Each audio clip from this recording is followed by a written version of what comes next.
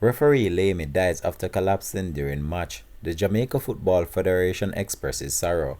Hi again and welcome. This is Links 007 TV News Report, and we'll be right back with the full details to come. Welcome to Links 007 TV News Report, providing you with the best in local and international news updates. This is a place where you can get the most reliable and informative news information. Links 007 TV News Report.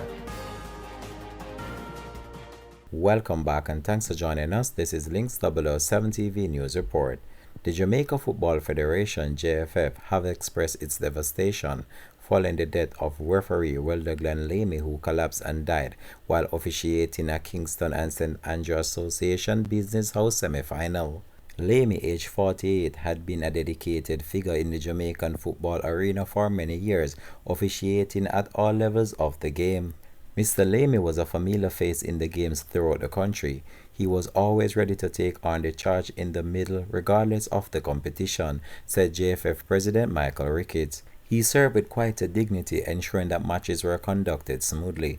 Our sincere condolences goes out to his family, friends, and the referee fraternity.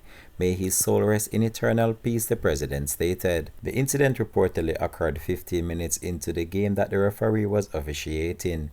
Tributes have already begun to pour in for the fallen referee, with the Jamaica Football Federation calling the incident devastating. Incidentally, Lamsey was the referee in the middle of the park in 2016 when another tragedy occurred.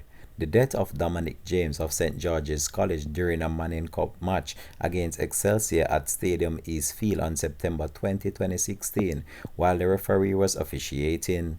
This has been Links 007 TV News Report, and we'll have more details to come on this in a later newscast. Thanks for watching.